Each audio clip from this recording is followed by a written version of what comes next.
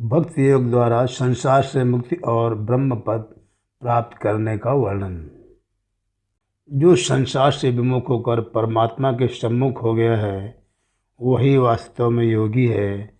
ऐसा योगी बड़े बड़े तपस्वियों, शास्त्रार्थ पंडितों और कर्मकांडियों से भी ऊंचा है, श्रेष्ठ है। करण की तपस्वियों आदि का उद्देश्य संसार है तथा सकाम भाव है, और योगी का उद्देश्य परमात्मा है तथा निष्काम भाव है।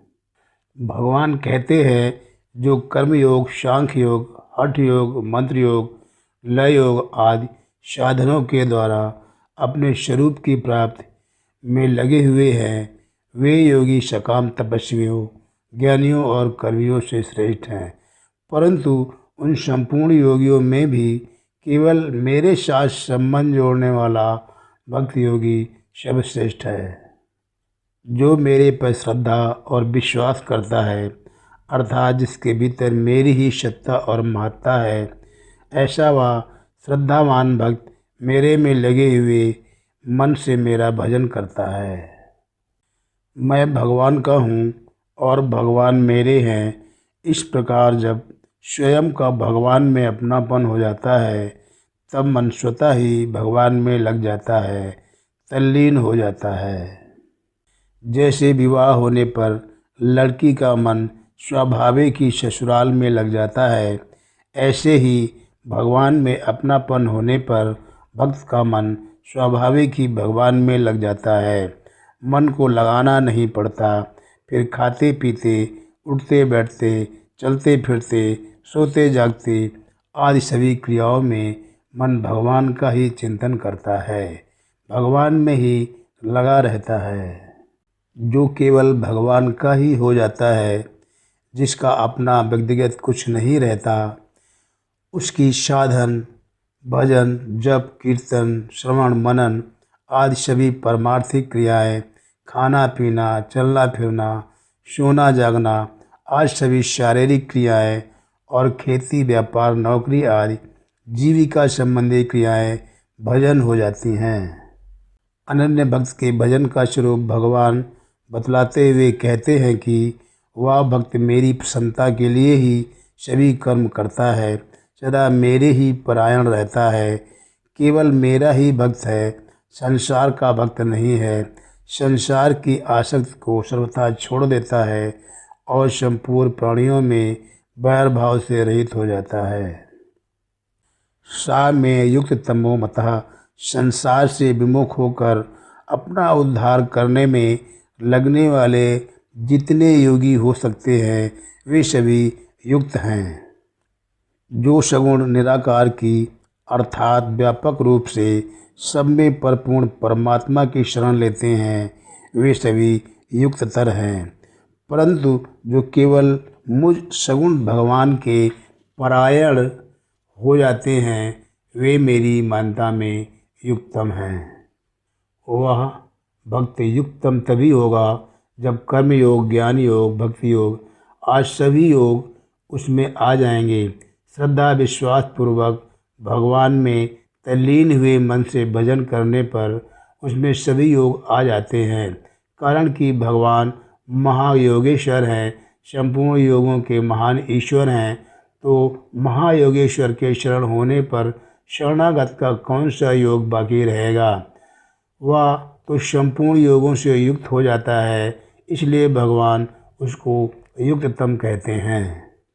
तात्पर्य है कि जो संसार से सर्वथा विमुख होकर भगवान के ही परायण हो गया है, जिसको अपने बल का, उद्योग का, साधन का सहारा, विश्वास और अभिमान नहीं है, ऐसे भक्त को भगवान योग भ्रष्ट नहीं होने देते, क्योंकि वह भगवान पर ही निर्भर होता है। जिसके अंतःकरण में संसार का महत्व है तथा जिसको अपने पुरुषार्थ का सहारा, विश्वास और अभिमान है, उसी के योग भ्रष्ट होने की संभावना रहती है। कारण कि अंतःकरण में भोगों का महत्व होने पर परमात्मा का ध्यान करते हुए भी मन संसार में चला जाता है। अगर अपने बल का सहारा, विश्वास और अभिमान न हो तो मन संसार में जाने पर भी वह योग भ्रष्ट नहीं होता। कारण कि ऐसी अवस्था आने पर वह भगवान को पुकारता है। अतः ऐसे भगवान पर निर्भर भक्त का चिंतन भगवान स्वयं करते हैं, जिससे वह योग भ्रष्ट नहीं होता, प्रत्युत भगवान को प्राप्त हो जाता है। भक्त भगवान को अपना मालिक मानकर चलता है और स्वयं को उनका दास। अतः उसमें नम्रता, कोमलता, भगवान के विधान में प्रसन्नता आदि विलक्षण बातें साधनावस्था में ही आ जाती हैं और सिद्धावस्था में वे बातें विशेषता से आ जाती हैं। इसलिए भक्त में सूक्ष्म अहंकार भी नहीं रहता। इसी कारणों से भगवान ने भक्त को सर्वश्रेष्ठ कहा है। शांति, स्वाधीनता आदि का रस चिन्मय होते हुए भी अखंड है, परंतु भक्ति रस चिन्मय होते हुए भी प्रतिक्षण वर्धमान है, अर्थात वह नित्य नवीन रूप से बढ़ता ही रहता है, कभी घटता नहीं, मिटता नहीं और पूरा होता नहीं।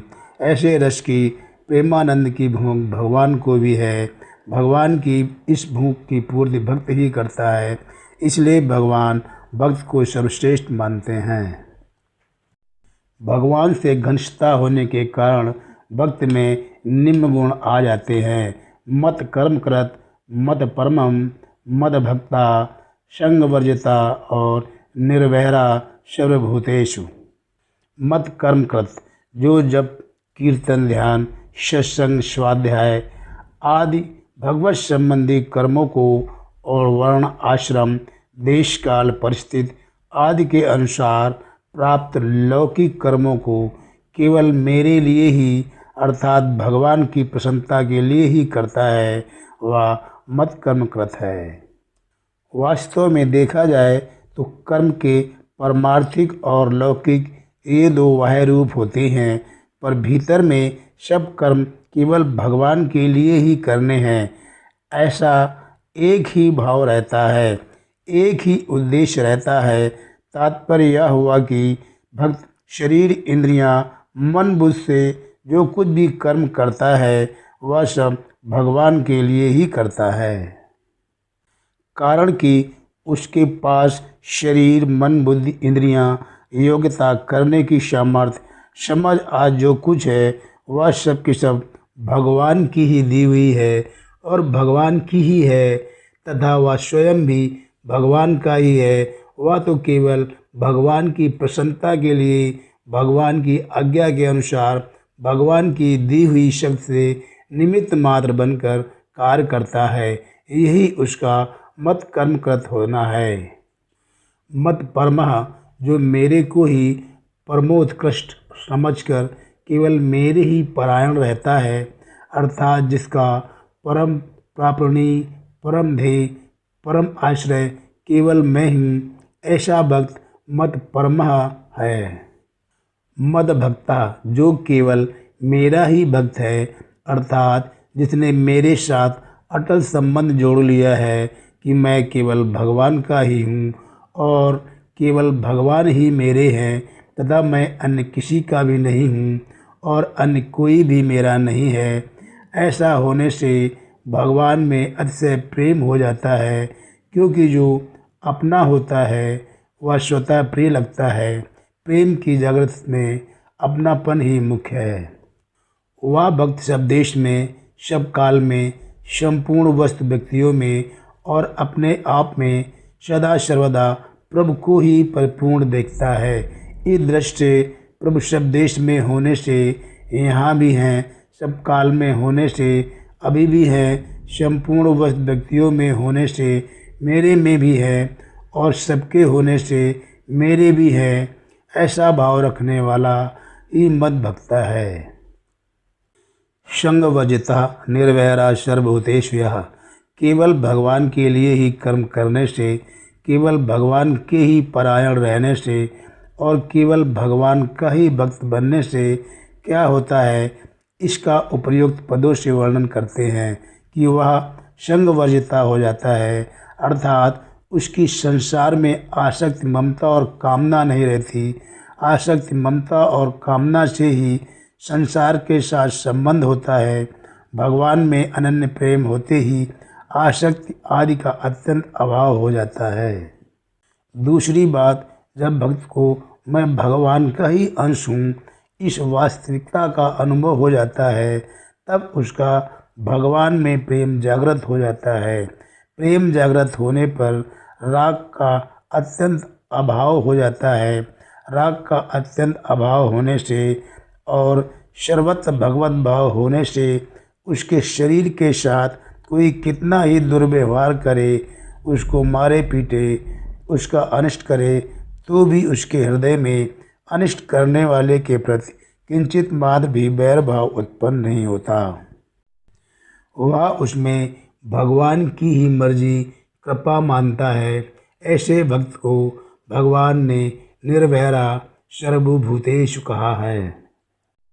इस प्रकार भक्त का सर्वथा संसार से संबंध विच्छेद हो जाता है। संसार से संबंध विच्छेद होने पर स्वतः सिद्ध परमात्मा की प्राप्ति हो जाती है।